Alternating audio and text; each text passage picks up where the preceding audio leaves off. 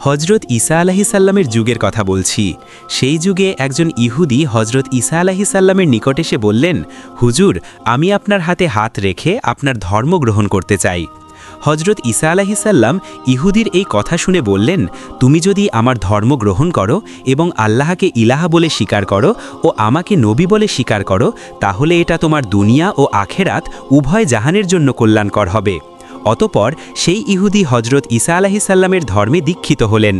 হজরত ঈসা আলাহিসাল্লামের ধর্ম গ্রহণ করার পরে সেই ইহুদি শিষ্য তাকে বলল, হে আল্লাহর নবী, আমার একটি বাসনা রয়েছে, আমি সদা সর্বদা আপনার সহচর্যে থাকতে চাই। ইহুদির এই কথা শুনে ঈসা আলাহিসাল্লাম বললেন, এটা তো এক মহৎ উদ্দেশ্য ও ভালো কথা। তুমি যদি আমার সঙ্গ লাভ করে কিছু এলেম ও দ্বীনের দীক্ষা শিখতে চাও, তাহলে তোমার উপর আল্লাহ রব্বুল আলামিন খুশি হবেন। তুমি আমার সঙ্গে থাকতে পারো। এরপর হজরত ঈসা আলাহিসাল্লাম তাকে সঙ্গে নিয়ে ধর্মপ্রচারের উদ্দেশ্যে দূরবর্তী কোনো শহরে রওনা করলেন। অনেক পথ অতিক্রম করার পরে হজরত ঈসা আলাহিসাল্লাম একটি গাছের ছায়ায় বিশ্রাম নিতে বসলেন। অতপর তিনি শিষ্যকে বললেন, চলো, আমাদের সঙ্গে যে খাদ্য আছে তা দ্বারা আমরা ক্ষুধা নিবারণ করি। তখন শিষ্য বলল, হুজুর, তাই হোক, এটা অতি উত্তম হবে। অতপর হজরত ঈসা আলাহিসাল্লামের নিকট একখানা রুটি ছিল, তিনি তা বের করে খেতে লাগলেন। ইহুদি শিষ্যর নিকট ছিল 2টি রুটি। সে ভাবল, যদি নবীর সামনে 2টি রুটি বের করি তাহলে একটা রুটির ভাগ নবীকে দিতে হবে, কেননা নবীর সামনে বসে আমি 2টি রুটি খাবো আর তিনি খাবেন একটি রুটি, এটা তো আর ভালো দেখায় না। অতপর নবীকে অন্য রুটি খানার ভাগ দিতেও সে শিষ্যের মন চাচ্ছিল না, তাই সে ঝামেলা না করে একটা রুটি লুকিয়ে রাখল এবং একটি রুটি বের করে খেতে লাগল। এদিকে শিষ্যের নিকট যে 2খানা রুটি ছিল তা ঈসা আলাহিসাল্লাম জানতেন, তাই তিনি তার শিষ্যকে জিজ্ঞাসা করলেন, তোমার আরেকখানা রুটি কোথায়? ইহুদি শিষ্যটি বলল, হুজুর, আমার কাছে তো মাত্র একখানা রুটি ছিল। শিষ্যের কথা শুনে হজরত ঈসা আলাহিসাল্লাম আর কোনো কথা বললেন না। খাওয়া দাওয়া শেষ করে তিনি সামনে চলতে লাগলেন। এভাবে তারা অনেক পথ চলার পরে তারা অত্যন্ত ক্ষুধার্ত হয়ে পড়লেন। অতপর তাদের সাথে সাক্ষাৎ হলো একজন মেষপালকের। হজরত ঈসা আলাহিসাল্লাম মেষপালককে দেখে বললেন, হে আল্লাহর বান্দা, আমি আল্লাহর নবী ঈসা। আমি অনেক সফর করে ক্লান্ত ও ক্ষুধার্ত হয়ে পড়েছি। তুমি যদি মেহেরবানি করে তোমার মেষগুলির মধ্য থেকে একটি মেষ আমাকে খাবার জন্য দান করতে, তাহলে দুনিয়া ও আখেরাতে তোমার অনেক কল্যাণ হতো। হজরত ঈসা আলাহিসাল্লামের পরিচয় পেয়ে মেষপালক বলল, হুজুর, বহু দিন যাবৎ আপনার নাম শুনেছি, আজ স্বচক্ষে আপনাকে দেখে আমি ধন্য হলাম। আপনি এখান থেকে আপনার পছন্দ মতো একটি মেষ জবেহ করে তা রান্না করে খেতে পারেন। অতপর হজরত ঈসা আলাহিসাল্লাম তাই করলেন এবং শিষ্য ও মেষপালককে নিয়ে তিনি আহার করতে বসলেন। আহার করা শেষ হলে মেষের চামড়া ও হাড় একত্র করে হজরত ঈসা আলাহিসাল্লামের হাতে থাকা লাঠিখানা সেই মেষের চামড়া ও হাড়গুলির ওপর স্পর্শ করে বললেন, কুম্বি ইজনিল্লাহ, হে মেষ, তুমি আল্লাহর আদেশে দাঁড়িয়ে যাও। সঙ্গে সঙ্গে মেষ জীবিত হয়ে গেল। ঈসা আলাহিসাল্লামের সঙ্গে থাকা ইহুদি ব্যক্তিটি এই অলৌকিক ঘটনাটি দেখল। এরপর আল্লাহর নবী হজরত ঈসা আলাহিসাল্লাম সেই ইহুদিকে জিজ্ঞাসা করলেন, যে আল্লাহর কৃপায় ভক্তিত মেষটি জীবিত হয়ে গেল, তার শপথ করে বলতো, তোমার আরেকখানা রুটি কোথায় লুকিয়ে রেখেছ? তার শিষ্যটি আবারও বলল, হুজুর, আল্লাহর শপথ করে বলছি, আমার কাছে একখানা রুটি ছিল। একখানা রুটির বাইরে আমার কাছে আর কোনো রুটি ছিল না, আমি কোনো রকম রুটি লুকিয়ে রাখিনি। শিষ্যের এই কথা শুনে হজরত ঈসা আলাইহিসসালাম কিছুই বললেন না। অতপর তিনি ইহুদি ব্যক্তিকে সাথে নিয়ে আবারও চলতে লাগলেন। প্রতিমধ্যে এক কুষ্ঠ রোগীর সাথে হজরত ঈসা আলাইহিসসালামের সাক্ষাৎ হলো। সেই কুষ্ঠ রোগী হজরত ঈসা আলাইহিসসালামকে দেখে বলল, হে আল্লাহর নবী, হজরত ঈসা, আজ দীর্ঘদিন যাবৎ আমি কুষ্ঠ রোগে আক্রান্ত। আমি আপনার নাম শুনেছি এবং আপনার সম্পর্কে আমি এটাও জেনেছি যে আপনি আল্লাহর মেহেরবানিতে কুষ্ঠ রোগীকে সুস্থ করে তোলেন। আপনি যদি দয়া ও মেহেরবানি করে আমার জন্য আল্লাহ রব্বুল আলামিনের কাছে দোয়া করতেন, তাহলে হয়তো আল্লাহ রব্বুল আলামিন আপনার দোয়ার বরকতে আমার কুষ্ঠ রোগ সুস্থ করে দিতেন।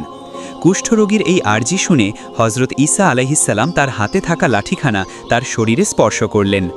নবী ঈসা আলাইহিসসালামের হাতের লাঠিখানা কুষ্ঠরোগীর শরীরে স্পর্শ করার সাথে সাথেই কুষ্ঠরোগীটি সম্পূর্ণরূপে সুস্থ হয়ে উঠল। হজরত ঈসা আলাইহিসসালামের সঙ্গে থাকা শিষ্যটি তার এই অলৌকিক মোজেজা দেখল। এরপর আল্লাহর নবী হজরত ঈসা আলাইহিসসালাম তাকে জিজ্ঞাসা করলেন যে আল্লাহর কৃপায় এই কুষ্ঠরোগী তার কুষ্ঠরোগ থেকে আরোগ্য লাভ করল। সে আল্লাহর কসম দিয়ে তোমাকে বলছি, তুমি সত্যি করে বলো তো, তোমার আরেকখানা রুটি তুমি কোথায় লুকিয়ে রেখেছ? ইহুদি শিষ্যটি হজরত ঈসা আলাইহিসসালামকে বলল, হুজুর, বারবার আপনি আমাকে রুটির কথা জিজ্ঞাসা করছেন। আল্লাহর কসম করে বলছি, আমার নিকট মাত্র একটি রুটি ছিল, অপর কোনো রুটি আমার নিকট ছিল না। শিষ্যের এই কথা শুনে হজরত ঈসা আলাইহিসসালাম পুনরায় পথ চলতে লাগলেন। ইতিমধ্যে একজন জন্মলোক হজরত ঈসা আলাইহিসসালামকে সালাম দিয়ে বললেন, হুজুর, আমি আপনার নাম শুনেছি, আমি আপনার ব্যাপারে জানি। আপনি জন্ম ব্যক্তিকেও সুস্থ করে তুলেন। যদি আপনি আমার ব্যাপারে আল্লাহ রব্বুল আলামিনের দরবারে দোয়া করতেন, তাহলে হয়তো আপনার দোয়ার বরকতে আল্লাহ রব্বুল আলামিন আমাকে সুস্থ করে তুলতেন। অন্য ব্যক্তির এই আর্জি শুনে হজরত ঈসা আলাইহিসসালাম তার হাতের লাঠিখানা সে অন্য ব্যক্তির চোখে স্পর্শ করলেন, আর সঙ্গে সঙ্গে সেই ব্যক্তিটির দৃষ্টিশক্তি ফিরে পেল। হজরত ঈসা আলাইহিসসালাম এবারও তার শিষ্যকে জিজ্ঞাসা করলেন যে আল্লাহর দয়ায় অন্ধ ব্যক্তিটির দৃষ্টিশক্তি ফিরে পেল, তার শপথ করে তোমাকে বলছি, বলো তো তোমার অপর রুটিখানা কোথায় লুকিয়ে রেখেছ?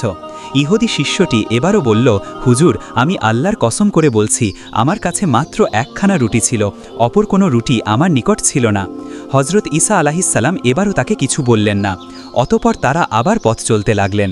কিছু দূর এগিয়ে গিয়ে হজরত ঈসা আলাইহিসসালাম প্রতিমধ্যে একটি মৃতদেহ দেখতে পেলেন।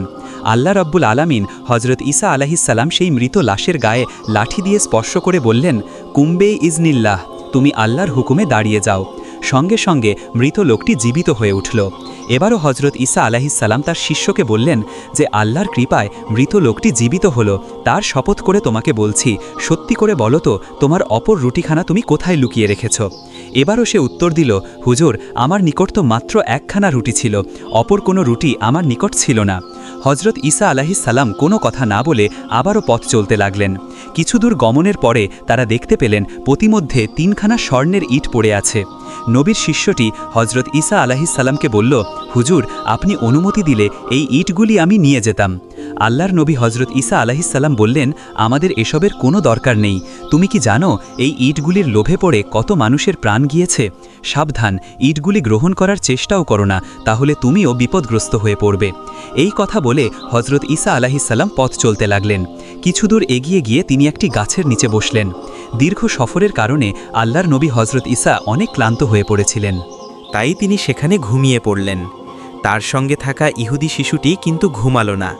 সেখানে বসে ইহুদি শিশুটি চিন্তা করতে লাগল, আল্লাহর নবী হজরত ঈসা আলাইহি ওয়াসাল্লামের এই লাঠিতে অনেক কেরামতি রয়েছে।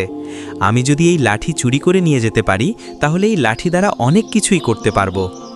এই চিন্তা করে নদীর শিশুটি আল্লাহর নবী হজরত ঈসা আলাইহি ওয়াসাল্লামের লাঠিখানা চুরি করে সেখান থেকে পালিয়ে গেল। এরপর এক লোকালয়ে গিয়ে সে জানতে পারল সে দেশের বাদশাহ কঠিন রোগে আক্রান্ত। বহু হাকিম ডাক্তারের চিকিৎসা দ্বারা বাদশার আরোগ্য হচ্ছে না। এই সংবাদ জানার পরে ইহুদি শিষ্যটি বাদশার দরবারে উপস্থিত হয়ে বলল, আমি বাদশাকে রোগমুক্ত করে দিব, কিন্তু তার বিনিময়ে আমাকে 5000 স্বর্ণমুদ্রা দিতে হবে। বাদশার লোকেরা তার প্রস্তাবে রাজি হয়ে বলল, তুমি যদি বাদশাকে এই রোগ থেকে মুক্তি দিতে পারো, তাহলে আমরা তোমাকে 5000 স্বর্ণমুদ্রা নয়, এর চাইতেও বড় পুরস্কার দান করব। ইহুদি শিষ্যটি তখন হজরত ঈসা আলাইহি ওয়াসাল্লামের লাঠিখামা বাদশার গায়ে স্পর্শ করালো, কিন্তু হিতে বিপরীত হল। সঙ্গে সঙ্গে বাদশার মৃত্যু হয়ে গেল। বাদশার লোকেরা তখন ক্রুদ্ধ হয়ে বলল, আরে তুই তো আমাদের বাদশাকে আরোগ্য লাভ করিয়ে দিতে চেয়েছিলি, কিন্তু তা না করে তুই তার জীবন কেড়ে নিলি। এর জন্য তোকে কঠিন শাস্ত্রের সম্মুখীন হতে হবে, আমরা তোকে ফাঁসির কাষ্টে ঝুলিয়ে দিব। তখন ইহুদি শিশুটি কি যে করবে কিছুই বুঝতে পারল না। সে কিং কর্তব্য বিমূঢ় হয়ে গেল। বাদশার লোকেরা হজরত ঈসা আলাইহি ওয়াসাল্লামের সেই শিষ্যকে ফাঁসিতে ঝুলানোর জন্য ফাঁসির কাষ্ঠে নিয়ে আসলো। এমন সময় আল্লাহর নবী হজরত ঈসা আলাইহি ওয়াসাল্লাম সেখানে পৌঁছালেন এবং তিনি বাদশার লোকেদেরকে বললেন, তোমাদের বাদশাকে আমি জীবিত করে দিতে পারি, কিন্তু অপরাধী লোকটিকে ছেড়ে দিতে হবে। বাদশার লোকেরা বলল, ইতিপূর্বে এই ব্যক্তিটি আমাদের বাদশাকে সুস্থ করে দিতে চেয়েছিল, কিন্তু সে তা না করে আমাদের বাদশাকে মৃত্যুর দুয়ারে পাঠিয়ে দিয়েছে। এখন আবার তুমি এসে বলছো আমাদের বাদশাকে তুমি জীবিত করে দিবে। তুমি যদি সত্যিই আমাদের বাদশাকে জীবিত করে দিতে পারো, তাহলে আমরা এই লোকটিকে ছেড়ে দিব। এরপর হজরত ঈসা আলাইহি ওয়াসাল্লাম সেই লাঠিখানা বাদশার শরীরে স্পর্শ করালেন এবং তিনি বললেন, হে আল্লাহর বান্দা, তুমি আল্লাহর হুকুমে জীবিত হয়ে যাও। সঙ্গে সঙ্গে বাদশা জীবিত হয়ে উঠলেন। অতপর বাদশার লোকেরা ঈসা আলাইহি ওয়াসাল্লামের সেই শিষ্যকে ছেড়ে দিল। ঈসা আলাইহি ওয়াসাল্লাম তার শিষ্যকে নিয়ে আবার রওনা হলেন।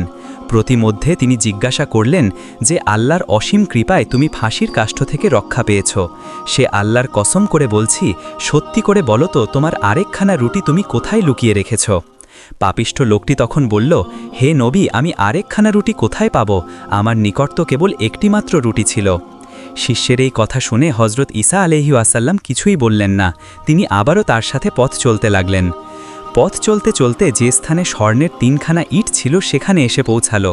তারা দেখতে পেল ইট 3খানা সেখানেই পড়ে আছে, কিন্তু তার পাশে 4টি লোকের মৃতদেহ পড়ে আছে। হজরত ঈসা আলাইহিস তার হাতের লাঠি দ্বারা মৃত লোকগুলির গায়ে স্পর্শ করলেন এবং তাদের জীবিত করে তুললেন। এরপর তাদেরকে জিজ্ঞাসা করলেন, হে আল্লাহর বান্দারা, বলো তো তোমাদের কী রূপে মৃত্যু হয়েছে? তাদের মধ্য থেকে একজন বলল, হে আল্লাহর নবী, এই 3খানা ইট আমরা 4 জনে ভাগ করে নেওয়ার জন্য সিদ্ধান্ত নিয়েছিলাম। তারপর একজনকে কিছু খাদ্য কিনে আনার জন্য বাজারে পাঠিয়েছিলাম। সে খাদ্য কিনে আনার জন্য চলে গেল। অতপর আমরা 3 জন পরামর্শ করলাম, আমাদের সঙ্গীটি ফিরে এলেই তাকে হত্যা করব এবং এই 3খানা ইট আমরা 3 জনে ভাগ করে নিয়ে যাব। অপরদিকে সে ভাবল, আমাদের 3 জনকে হত্যা করে সে একাই 3খানা ইট নিয়ে যাবে। অতপর সে বাজার থেকে আসার সময় খাদ্যের মধ্যে বিষ মিশিয়ে এনেছিল। এরপর যখন সে বাজার থেকে ফিরে আসলো, তখন আমরা তাকে আক্রমণ করে হত্যা করলাম আর পরস্পর সিদ্ধান্ত নিলাম যে আগে খাবারগুলি খেয়ে নিই, তারপরে 3 জনে 3খানা ইট ভাগ করে নিয়ে যাব। যখনই আমরা সেই খাবারগুলি খেলাম, সাথে সাথে আমরাও মৃত্যুবরণ করলাম, আর এখন আপনি আমাদেরকে জীবিত করলেন। হে আল্লাহর নবী, ওই ইটগুলোর কোনো প্রয়োজন আমাদের নেই। এরপর পুনরায় সেই লোকগুলি মৃত্যুবরণ করল। হজরত ঈসা আলাইহিস এবার তার শিষ্যকে বললেন, এই ইটগুলি এবার আমরা নেব, কিন্তু আমরা মানুষ মাত্র 2 জন, তাহলে যার নিকট 2টি রুটি ছিল সে 2খানা ইট নিবে, আর যার নিকট 1টি রুটি ছিল সে নিবে 1খানা ইট। তখন পাপিষ্ঠ ইহুদি ইটের লোক সামলাতে না পেরে বলল, হুজুর, আমার নিকট 2টি রুটি ছিল। এতদিন পর্যন্ত আমি আপনাকে মিথ্যা কথা বলেছি, এই দেখুন আমার নিকট অপর রুটিটি এখনও রয়েছে। তখন হজরত ঈসা আলাইহিস ক্রুদ্ধ কণ্ঠে বললেন, ওরে দুর্ভাগা, ওরে হতভাগা, আমার স্বর্ণের ইটের প্রয়োজন নেই, ইটগুলি তুই একাই নিয়ে যা, কিন্তু জেনে রাখিস এই জঘন্য লোভের ফলে তোকে বিপদের সম্মুখীন হতে হবে। হজরত ঈসা আলাইহিস পাপিষ্ঠ ইহুদি ইটগুলি পেয়ে খুশিতে আত্মহারা হয়ে গেল। সে আল্লাহর নবীর কথাকে কোনো গ্রাহ্য করল না। সে ভাবল, কিসের বিপদ, আবার ইটগুলি বিক্রি করে আমি খুব শীঘ্রই ধনী হতে পারবো, আর তখন কে আমার নাগাল পায়। সুতরাং কাল বিলম্ব না করে পাপিষ্ঠ ইহুদি ইটগুলি উঠিয়ে নিতে উদ্যত হল, আর এমন সময় এক বিকট ভয়ঙ্কর বজ্রপাত তাকে আঘাত করল। অতপর সেখানে সে মৃত্যুবরণ করল। আর এভাবেই বিশ্বাসঘাতক ইহুদি অতি লোভে আল্লাহর নবীর সাথে বেয়াদবি ও মিথ্যা কথা বলার ফল ভোগ করল।